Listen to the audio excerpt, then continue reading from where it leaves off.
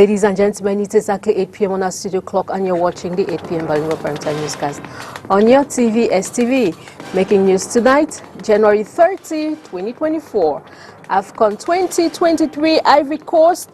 The 8 finals phase of this ongoing competition will end tonight with Morocco taking on the Bafana Boys of South Africa. An encounter that will put an end to a stage that has been rich in surprises with every moment. Plus, Rigobert Song, head coach of the Indomitable Lions of Cameroon squad, his technical team alongside some other players have returned to Cameroon, while others have joined their respective clubs after their round of 16 exit last Saturday, January 27, in Ivory Coast in the ongoing AFCON competition. Away from our AFCON page, plus reducing delays in awarding contracts has been one of the objectives of the business categorization, as most projects carried out in 2023 by the Ministry of Public Procurement have enabled 212 companies receive their certificates. Certificates received during the work of the annual conference of this ministry this day. This story is in full and much more will be yours right ahead. Thanks for joining in, ladies and gentlemen. You're welcome to the 8 p.m. Bilingual Primetime Newscast on your TV, STV, and we'll kickstart right away. And it's in Molière's language with you, Leila Renkanzu. Bonsoir. Bonsoir Christelle Assec, mesdames, bonsoir, monsieur, bonsoir. Et merci d'être avec nous. Il est 20h sur les antennes de Spectrum Télévision, c'est le journal. Coupe d'Afrique des Nations, la phase des huitièmes de finale s'achève ce soir. Après la victoire du Mali sur le Burkina Faso, 2-1. L'Afrique du Sud croise le fer avec le Maroc ce soir. Il sera à 21h. Olivier Pouziqueux.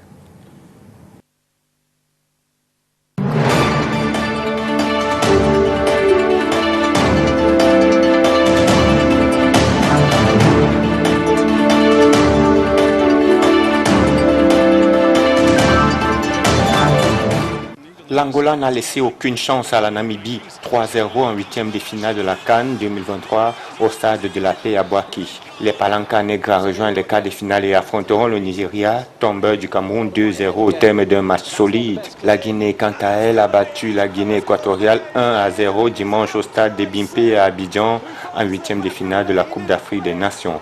C'est la première fois qu'elle remporte un match à élimination directe. Ambitieuse, elle va très certainement vouloir rêver davantage lors du quart de finale qui l'opposera à la République démocratique du Congo. Les Léopards ont éliminé les Pharaons d'Égypte au bout du suspense en huitième de finale le 29 janvier au tir au but 8-7 en faveur du Congo. Le Cap-Vert, vainqueur de la Mauritanie 1-0, a assuré sa présence en quart de finale au terme d'une rencontre très disputée lundi 29 janvier à Abidjan. Pour les quarts de finale, les requins bleus devront rééditer cet exploit face à la Côte d'Ivoire qui s'est laborieusement défait des Lions de la Teranga. Le Sénégal, tenant du titre et grand favori de la compétition, a été éliminé lundi par la sélection du pays hôte, miraculé des phases de poule. La Côte d'Ivoire a arraché son billet pour les quarts de finale au tir au but 5-4. Enfin, la dernière affiche sera connue après les rencontres de ce mardi. Mali-Burkina Faso à 18h, puis Maroc-Afrique du Sud à 21h. Du titre et grand favori de cette compétition est éliminé par une Côte d'Ivoire pourtant repêchée in extremis. Pour les Sénégalais rencontrés ici à Douala, ce n'est pas la grande forme, ce n'est pas la grande joie, mais il faut accepter la défaite. Incisif dès l'entame de la rencontre, le Sénégal qui est éliminé aujourd'hui a pourtant inscrit un but à la 4e minute de jeu.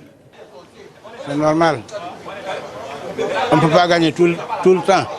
Le Sénégal a beaucoup gagné, même avant de venir en Côte d'Ivoire. Donc la défaite est venue, c'est normal. Ils sont bien joués, ils sont perdus. Rien ne les manque. Seulement la victoire qui manque, mais sinon ils sont joués. Malgré l'absence de Baraka, il faut accepter la décision du très haut. Et on sait que tellement, ça manque de sens seulement, sinon tout le ballon sont déjà bien passés, mais quand même le problème de la sens. On n'a pas les attaques aussi, c'est le tireur qui n'ont pas tellement bien apte à tirer le ballon. Sinon, on sait que non, le match est tellement formidable. Ce qui a manqué, tu sais que quand une défaite arrive, ça arrive avec tous ces inconvénients et c'est pour et contre. Actuellement, la défaite est venue, c'est venu. On ne peut que accepter ce que Dieu a posé sur nous et on dit encore bravo à nos lions. C'est tout. Marquer aussitôt et perdre la partie signifie simplement qu'il y a eu un manquement quelque part. Ah mais le seul souci est qu'ils étaient un peu dus à la défensive. Et c'est ça qui a été regrettable quand même. Du coup, dans l'ensemble quand même c'était pas mal. Mais c'était le problème est qu'ils devaient être beaucoup plus agressifs et tuer le match quand même dès les premières minutes comme ils ont fait. Ils ont marqué les premières minutes dès les 5 premières minutes. Ils devaient continuer dans le même rythme et essayer de marquer les deuxièmes buts, de finir avec les gens là. Parce que le pays organisateur, quand il est toujours chez lui, il a toujours espoir jusqu'à la dernière minute. Et quand tu lui laisses le temps là, il peut aussi faire comme il a fait. Et on a vu les résultats hier quand même. Voilà le regret qu'on peut avoir quand même en tant que Sénégalais. On a marqué à la 4e minute. Et en fin de compte, bon, ils se sont remontés vers la fin du match à la 88e minute. Bon, c'est ainsi dire qu'entre-temps, il y a eu un relâchement au niveau des joueurs. Et peut-être que le système de classement n'a pas été adéquat par rapport aux autres matchs. Bon, et puis c'est la règle du jeu aussi, hein, le football. Bon, ça c'est souvent comme ça. C'est pas tous les jours aussi qu'on peut gagner. Bon, il y a des hauts et des bas dans toutes choses. Comptés parmi les favoris de cette compétition et au regard des prestations des éléphants, les Lions de la Teranga ont-ils baissé la garde? Quand même, le Sénégal était favori, tout le monde en parlait, c'était flagrant quand même. Mais le football, c'est le football. Bon, trop suffisant, et surtout quand c'est les phases élimination directe, là, c'est pas comme les phases de poule. Tu vois? Bon, on peut dire aussi ça a été aussi. Ce sont des professionnels, des joueurs de très haut niveau. Je crois qu'il ne peut pas avoir un état d'esprit pareil au point de sous-estimer une équipe adverse. Donc bon, je ne crois pas que c'est la négligence ou bien c'est une façon de sous-estimer l'adversaire. Parce que toutes les équipes se valent. Hein. Là où nous sommes là, toutes les équipes se valent. Donc ce n'est pas question de négligence. Bon, quand il y a défaite, il y a défaite. Et puis, ça devrait arriver, c'est arrivé. Mais ils n'ont pas démérité quand même. Vous n'êtes pas déçu? Pas du tout, pas du tout. Pourquoi? La balle est ronde. Quand on parle de football, on peut gagner comme on peut perdre. Donc on s'attend à tout, hein? Comme la victoire, comme la défaite aussi. Bon, l'essentiel c'est de se préparer encore en conséquence et essayer de relever le défi pour l'avenir, c'est tout. Fini le rêve d'une deuxième étoile pour le Sénégal. Le tenant du titre est tombé devant une Côte d'Ivoire repêchée. On le sait, il a fallu faire de nombreuses équations pour que le pays organisateur occupe la place de meilleur troisième. Eh bien, la miraculée est en quart de finale. Still in line with this competition, Rigobert Song, his technical staff, alongside other Indomitable Lions players, have returned to Cameroon, while others have regained their various clubs after their exit on Saturday in Ivory Coast in the ongoing AFCON competition. Onila Donet tells us more. The Indomitable Lions of Cameroon are back with their respective clubs after their AFCON round of 16 exit. Rigobert Song, Raymond Kala, Fabrice Ondoa, Omar Gonzalez, Lionel Atiba, Nou Tolo were spotted at the Douala International Airport late Monday.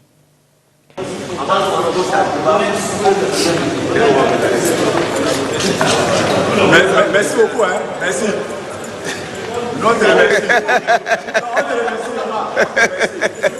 Omar Gonzalez, on dit merci. Manager, sélectionneur. Sélectionneur, manager.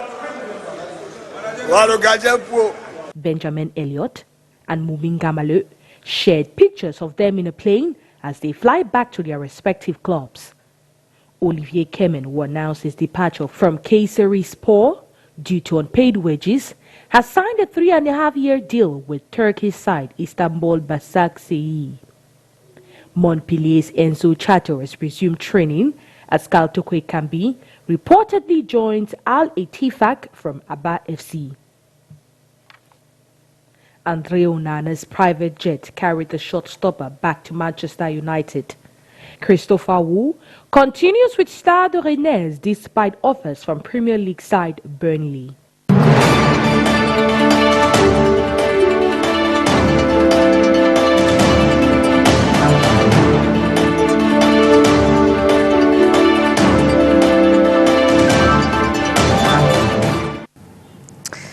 Réduire les délais dans la passation des marchés publics, c'est l'un des objectifs de la catégorisation des entreprises.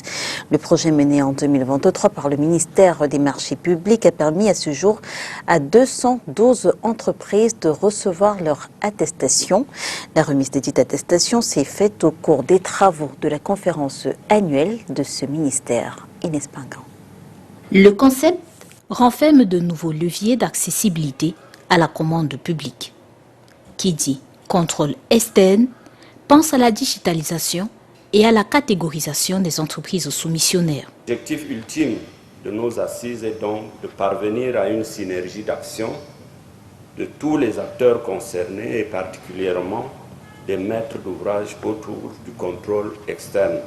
En effet, par-delà sa vocation à assurer l'effectivité et la qualité des prestations à réaliser, le contrôle peut être appréhendé sur le triple plan préventif, curatif et répressif. D'une part, la matérialisation passe par cette remise de matériel informatique à une quarantaine d'administrations publiques et d'autre part, à l'établissement de certificats de catégorisation aux entreprises.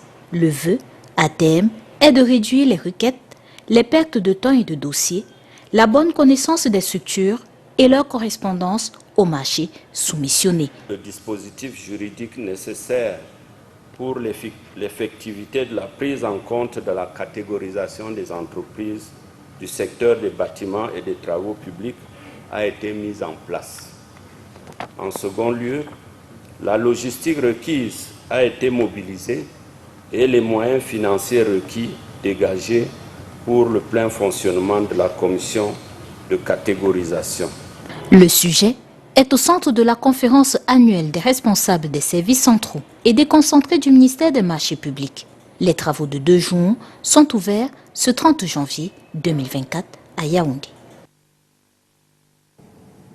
From Yaoundé, we now take you over to Boya in the southwest region of Cameroon, where at least one person has been reported dead, with several others injured, alongside several vehicles set ablaze in a separatist attack in the Moliko area of Boya in the southwest region of Cameroon, where at around 11:30 a.m. on Sunday, January 29, 2024, since January 2017, separatist fighters have declared that every Monday will be observed as a ghost town, and anyone who defiles these orders will answer for it with their lives. One of the separatist fighters has reported this statement in a viral video making rounds on social media.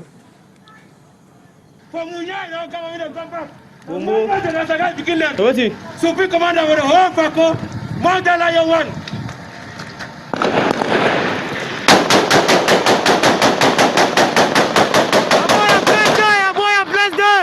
I have begun the roads. No be choice. No be choice. Ungongo. Ungongo. Ungongo. Don't get it right. Bomb over them. Capiro against Bogot.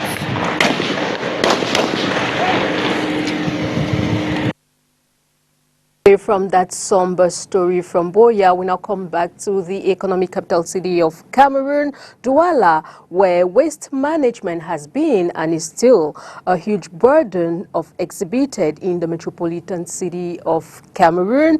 Douala, which remains a huge challenge for the authorities, despite the numerous efforts they have put in place to curb this ill. Details in the following report. Douala, the metropolitan city of Cameroon, exhibits the burdens of waste management, which is one of the factors that causes floods in the city. Our environmental specialist Juliet Asaba says that can contribute to flooding. For example, the global climate change, which has caused changes in weather patterns, increased intensity of rainfall, and therefore increase in flooding.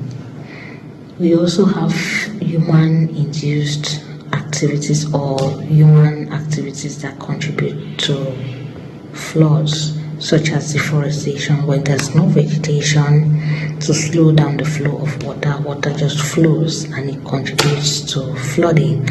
We also have inadequate agricultural practices where the forests or the trees have been completely replaced by bare land, thereby facilitating the flow of water.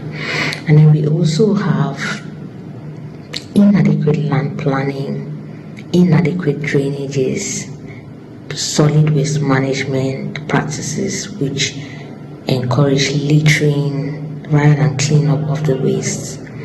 So how can we do to avoid or to reduce the intensity of floods? For a metropolitan city like Douala, where the transportation, treatment, reuse, recycling and disposal of waste is very scarce and almost non-existent, incidents like flash floods, water pollution and other poor waste management consequences are inevitable. It is, however, essential for the authorities of the city to step up preventive and other waste management practices in order to avoid these hazards, especially with global warming and climate change experienced world over, our expert says. Their habits: avoid littering the streets, avoid littering rivers with water, with solid waste, and practice the basic waste management principles, which are to avoid waste, to reduce the waste, to recycle the waste. It will go a long way to help to reduce the effect of flooding or the impact or the intensity of flooding.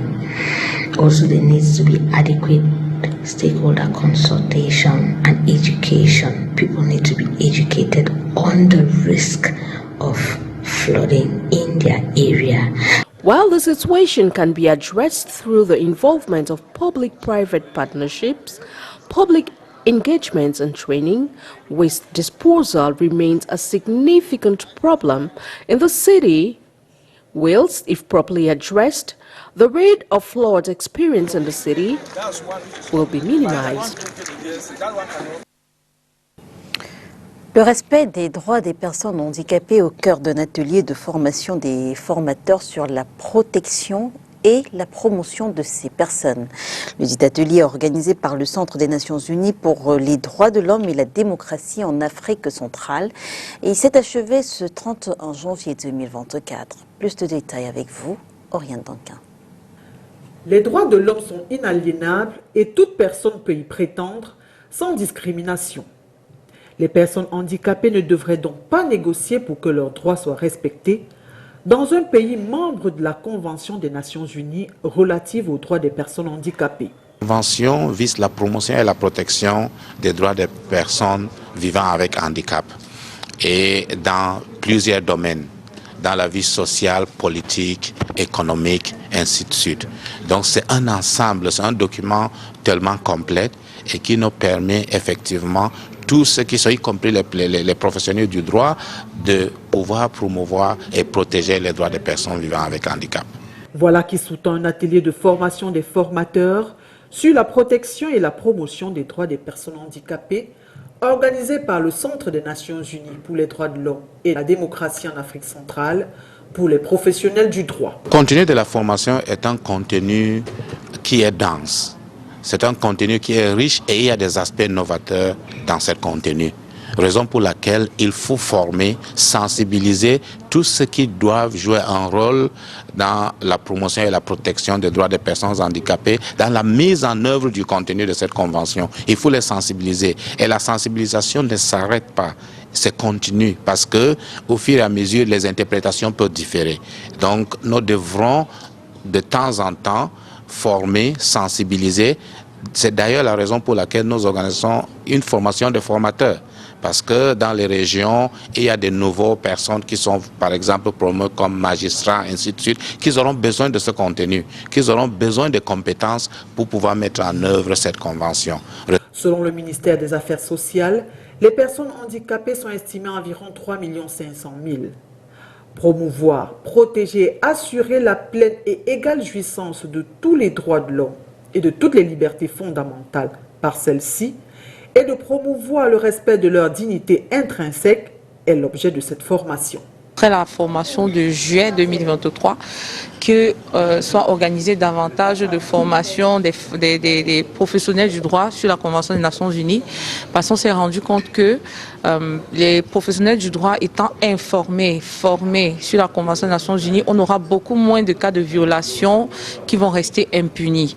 Là, nous avons eu beaucoup de cas de violation des droits des personnes handicapées qui sont restés impunis, peut-être parce qu'au niveau de la justice, il n'y avait pas une connaissance ou alors des obligations qui amenaient les professionnels de droit à respecter ou alors à prendre des décisions.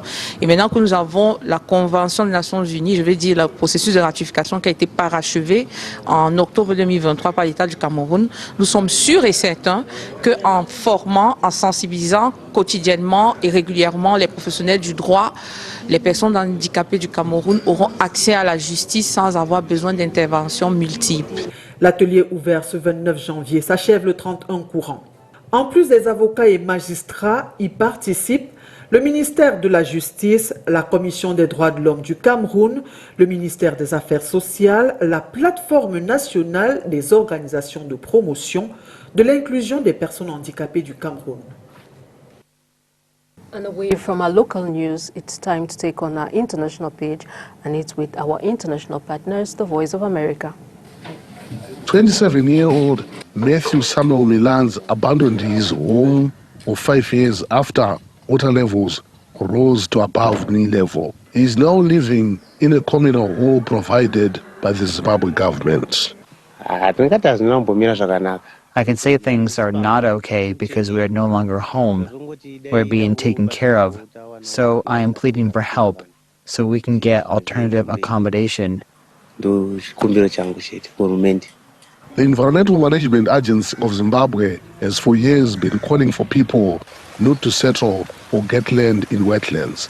Steady Kangata is a director at the government agency responsible for environmental management services. You might defy the processes today, but there will come a time where water will just pass by and it will be very difficult for you to cohabitate with water. So let's ensure that we shun these wetlands because they have their own other ecological goods and services that they do provide.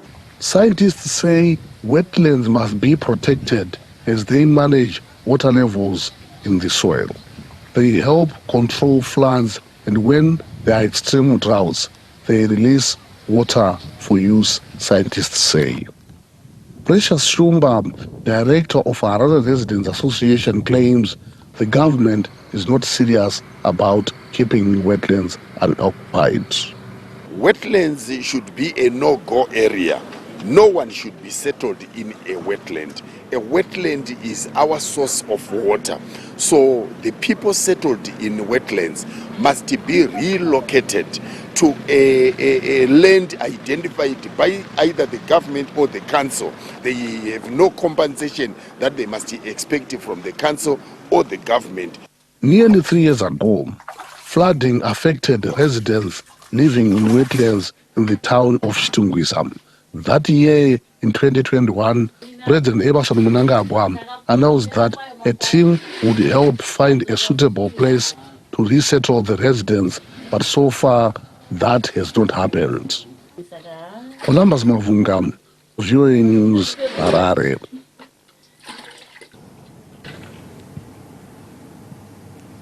Toujours avec VOA, nous faisons à présent le round-up de l'actualité africaine. Le Mali et le Burkina Faso ont envoyé à la CEDEAO une notification formelle de leur retrait de l'organisation, a-t-on appris de sources officielles. Aucune information n'a été publiée dans un premier temps côté nigérien, mais la notification souligne le caractère commun de l'action des trois pays. Par ailleurs, l'Union africaine a exprimé son profond regret après l'annonce faite dimanche par le Mali, le Niger et le Burkina Faso de quitter la CEDEAO. Le gouvernement du Nigeria indique que ceux qui cherchent à quitter l'organisation n'agissent pas de bonne foi. Au Niger, au moins 22 civils ont été tués dimanche dans une attaque de djihadistes présumés contre un village de la région de Tillabéri, proche du Mali. Quelques miliciens d'autodéfense figurent parmi les victimes de cette attaque. Les États-Unis offrent jusqu'à 5 millions de dollars pour l'arrestation de Ahmed Haroun, un ancien collaborateur du président déchu du Soudan, Omar el-Béchir. Haroun est recherché par la Cour pénale internationale pour crimes de guerre et crimes contre l'humanité.